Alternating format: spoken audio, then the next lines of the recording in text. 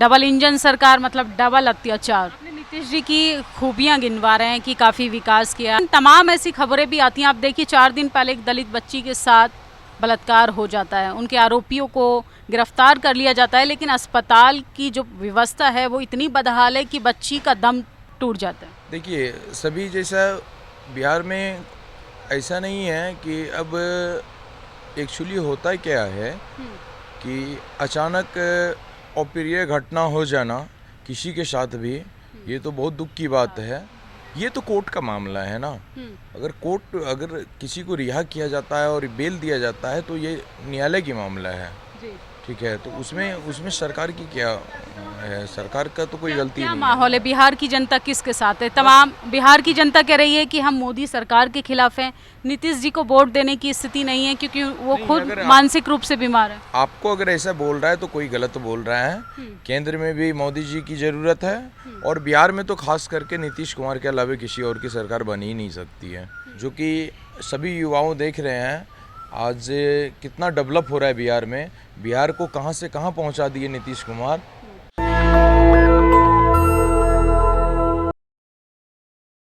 बिहार विधानसभा चुनाव सर पर है और तमाम राजनीतिक पार्टियां अपने राजनीतिक चुनाव को जीतने के लिए लगातार प्रयास कर रही हैं। देश के प्रधानमंत्री भी बढ़ चढ़कर रैलियों को संबोधित कर रहे हैं। जनता से हर बार की तरह वही वादा, वही शिकायत। जनता की मोदी सरकार से वही शिकायत है और मोदी सरकार का हर बार की तरह वही वादा है।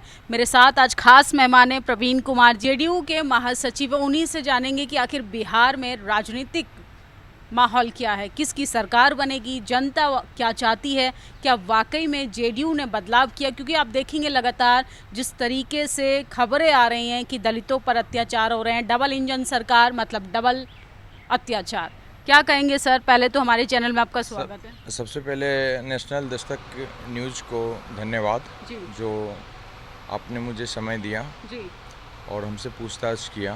जी बिहार में हमारे बिहार के जो मुखिया हैं माननीय श्री नीतीश कुमार जी, जी उनके द्वारा जो डेवलप किया गया है, अभी बिहार में ऐसा कोई गांव नहीं है जहां बिजली 22 घंटा 23 घंटा नहीं रहती है। हमेशा 22 घंटा 23 घंटा बिजली रहती है। आप बिहार के किसी भी कोने में जाओ, किसी भी गांव में जाओ, किसी भी गली में जाओ, हर एक जगह विकास का काम हुआ है। और माननीय हमारे मुखिया नीतीश कुमार जी इतना विकास कर चुके हैं ना बिहार में कि उनके अलावा किसी और की सरकार फिर बन नहीं सकती है। आपने नीतीश जी की खूबियां गिनवा रहे हैं कि काफ़ी विकास किया। पानी लाइट 24 घंटे आता है, लेकिन तमाम ऐसी खबरें भी आती हैं। आप देखिए 4 दिन पहले एक दलित बच्ची के साथ बलात्कार हो जाता है, उनके आरोपियों को गिरफ्तार कर लिया जाता है, लेकिन अस्पताल की जो व्यवस्था है वो इतनी बदहाल है कि बच्ची का दम टूट जाता है। देखिए, सभी जैसा बिहार में ऐसा नहीं है कि अब एक्चुअली होता क्या है कि अचानक अप्रिय घटना हो जाना किसी के साथ भी, ये तो बहुत दुख की बात है। और रही अस्पताल की सुविधा, तो कोई किसी के डेथ वो ऊपर वाले के हाथ में लिखा हुआ है। मेरा आपका डेथ कब हो जाएगा इसका भी कोई गारंटी नहीं है, वो तो ऊपर वाले के हाथ में है। और जहाँ तक प्रशासन की बात है तो हमारे बिहार में प्रशासन इतनी टाइट है, इतनी एक्टिव है कि और जितने भी अपराधी किस्म के थे सभी को जेल भेजा जा चुका है। ठीक है, और जो भी अपराधी किस्म के हैं एक भी आज बाहर नहीं है। आप देखेंगे कि आरोपियों को जेल से रिहा कर दिया जाता है। डबल इंजन सरकार मतलब डबल अत्याचार। ये तो कोर्ट का मामला है ना। अगर किसी को रिहा किया जाता है और बेल दिया जाता है तो ये न्यायालय की मामला है। जी। ठीक है, तो उसमें उसमें सरकार की क्या है? सरकार का तो कोई गलती क्या नहीं माहौल है। है? बिहार की जनता किसके साथ है? तमाम बिहार की जनता कह रही है कि हम मोदी सरकार के खिलाफ हैं। नीतीश जी को वोट देने की स्थिति नहीं है क्योंकि वो नहीं, खुद अगर मानसिक रूप से बीमार है। आपको अगर ऐसा बोल रहा है तो कोई गलत बोल रहा है। केंद्र में भी मोदी जी की ज़रूरत है और बिहार में तो खास करके नीतीश कुमार के अलावा किसी और की सरकार बन ही नहीं सकती है। बिहार में खास करके आप पे MY समीकरण जो RJD के रूप से बनाया गया था, ये ऐसा कहीं कुछ नहीं है। ठीक है, और बाकी जितने भी पचपनिया वर्ग आते हैं वो नीतीश कुमार के दीवाने हैं। हमारे मुखिया जी, माननीय जो बिहार के मुखिया हैं नीतीश कुमार जी के दीवाने हैं। ठीक है, क्योंकि वो ने काम करके दिखाया है। आज देख लीजिए कि ऐसे मैं सुपौल डिस्ट्रिक्ट बिहार से हूँ और मेरा घर प्रतापगंज प्रखंड पड़ता है और वहाँ से पटना जाने के लिए हम लोग को सोचना पड़ता था, 2 दिन जाने में लगता था। आज 3-3.5 घंटा में पटना पहुँचता हूँ। तो इसने विकास का काम तो किया है, चाहे बिजली हो, रोड हो, कोई भी चीज़ हो। अच्छी खासी संख्या में नीतीश जी से नाराज है। वक्फ बोर्ड पर जिस तरीके से सरकार ने अपना स्टेटमेंट जारी किया, मुसलमान खिलाफ है, दलितों पर लगातार अत्याचार हो रहे हैं, तो कैसे सरकार बनेगी? आप एक चीज़ बताइए, अगर बता रहे हैं कि मुस्लिम खपा है तो मुस्लिम खपा हैं तो ऐसा तो थोड़ी नहीं है। पार्टी में तो बहुत सारे मुस्लिम नेता हैं, हाँ, बहुत सारे वोट बैंक हैं मुस्लिम के।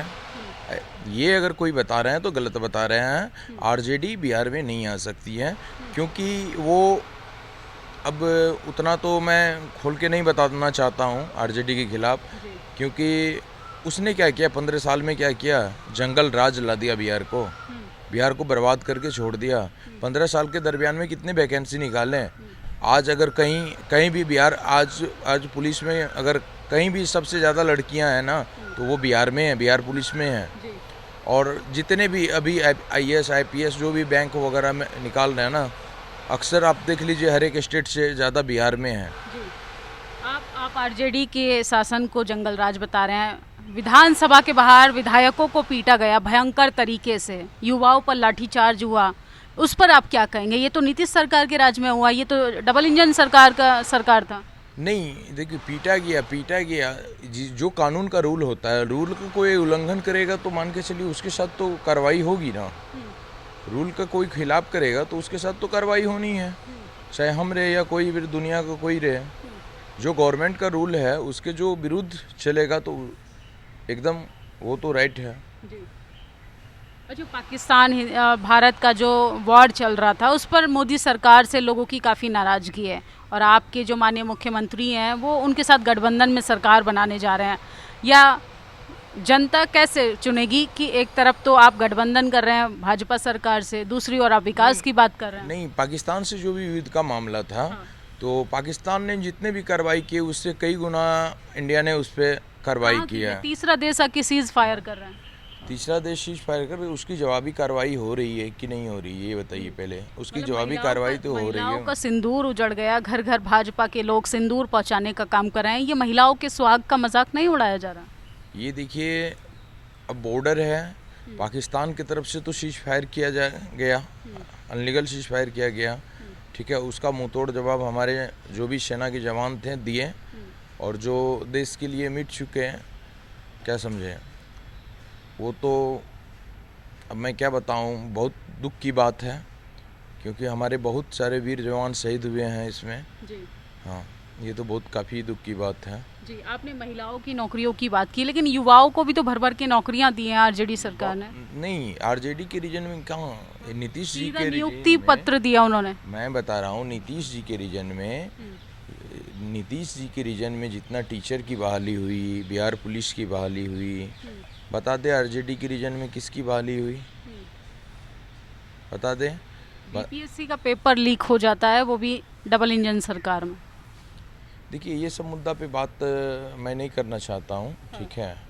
और ये कहीं ना कहीं बीपीएससी का अगर आप बात कर रहे हैं, लीक हो जाता है तो लीक हो जाता है, तो ये इसमें सरकार की क्या दोष है? इसमें होता क्या है, सरकार जहाँ क्वेश्चन आंसर रखा जाता है वहाँ के स्टाफ की गलती होती है ना।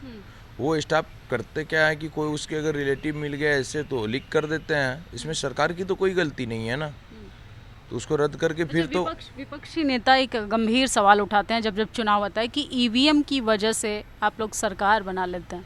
नहीं, ऐसा कुछ नहीं है।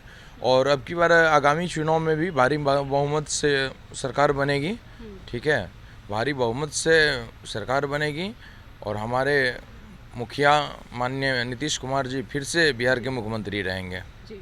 युवाओं को क्या कहेंगे, क्योंकि आने वाले समय में तो विधानसभा चुनाव नज़दीक आ रहा है, तमाम नेता जो हैं वो तरह तरह के मैनिफेस्टो जारी कर रहे हैं। आपके चैनल से हमारे बिहार के जितने भी युवा हैं, मैं सभी से रिक्वेस्ट करना चाहूँगा कि आप हमारे जेडीयू परिवार से जुड़े, जो कि सभी युवाओं देख रहे हैं आज कितना डेवलप हो रहा है बिहार में। बिहार को कहाँ से कहाँ पहुँचा दिए नीतीश कुमार, ये तो सभी देख रहे हैं, ये तो दिखाने की बात नहीं है। अभी बताइए पटना में मेट्रो का काम हो रहा है, बहुत जल्द उद्घाटन होने वाला भी है। गंगा जी में कई कई जगह ऐसा पुल बन गया कि जहाँ संभव ही नहीं था वहाँ भी ऐसा विकास का काम किया गया है। तो आपके चैनल के माध्यम से जो भी बिहार के युवा हैं, आप विकास की बात कर रहे हैं। देखिए विकास राजगीर का उन्होंने बहुत डेवलप किया, बुद्धिज्म पे बहुत काम किया, लेकिन उसी बोधगया में भंतों को जेल हथकड़ियां लगाई जा रही हैं, इस पर क्या कहेंगे? अभी देखिए सबसे पहले वो तो छोड़ दीजिए, अभी बिहार के अंदर आप देखिए कोई भी घटना हो, देखिए अपराध तो सब जगह है। ऐसा कोई स्टेट है जहाँ बताइए अपराध नहीं होती है? मगर बिहार में ऐसा कोई भी घटना बताइए कि जो कि 24 से 48 घंटा, लेटेस्ट 72 घंटा के अंदर वो अपराधी अरेस्ट होकर जेल ना गया हो। तो वो छूट भी तो जाते हैं ना? नहीं, छूटने की ये तो जज साहब की, वो तो हाई कोर्ट की मामला है, तो उस पर सरकार का इसमें क्या है? उसको बेल देना नहीं देना वो तो उसकी काम है, ठीक है। तो ये थे मेरे साथ जेडीयू के नेता। सोचिए तमाम मुद्दों पर अपनी प्रतिक्रिया दी। और आने वाले समय में विधानसभा बिहार का चुनाव सर पर है, और मैं आप लोगों से एक ही बात कहूँगी कि नेता वही चुनिए जो आपके रोजी रोटी हक अधिकारों के लिए ज़मीनी स्तर पर काम करता हो। क्या कहेंगे सर, आखिरी प्रतिक्रिया क्या देंगे? हम आपके चैनल से जो भी जुड़े हुए हैं, आपके चैनल तो ऐसे भी बहुत अच्छे चैनल हैं, और बिहार वासियों से रिक्वेस्ट करेंगे और सभी युवाओं साथियों से रिक्वेस्ट करेंगे कि एकदम एक साथ कदम से कदम मिला के विकास की ओर बढ़े। और विकास के दौर में माननीय मुख्यमंत्री जी बिहार में विकास में कोई कमी नहीं छोड़ी है, इसलिए कि सभी एकजुट होके, सभी एक युवाओं में एकता बना के कदम से कदम मिला के हमारे जेडीयू परिवार से जुड़े और विकास की ओर चलें, और फिर से आगामी चुनाव में नीतीश कुमार की सरकार हो, और फिर से जिस तरफ हर एक बार फुल बहुमत आता है उसी तरह अब की बार भी उससे काफ़ी ज़्यादा फुल बहुमत से फिर से सरकार हमारी बनेगी बिहार में। जी, आपकी क्या प्रतिक्रिया है इस खबर पर? अपनी राय ज़रूर दीजिएगा। कैमरा पर्सन आशीष के साथ मैं निधि, दिल्ली। नेशनल दस्तक की आपसे गुजारिश है कि अगर इसको बचाना चाहते हैं तो नेशनल दस्तक को सब्सक्राइब करने के लिए रेड कलर के सब्सक्राइब बटन को दबाएं, फिर बेल आइकन की घंटी दबाएं। नेशनल दस्तक को बचाने के लिए बहुत ज़रूरी है कि हर खबर को शेयर करें, लाइक करें, कमेंट जरूर करें।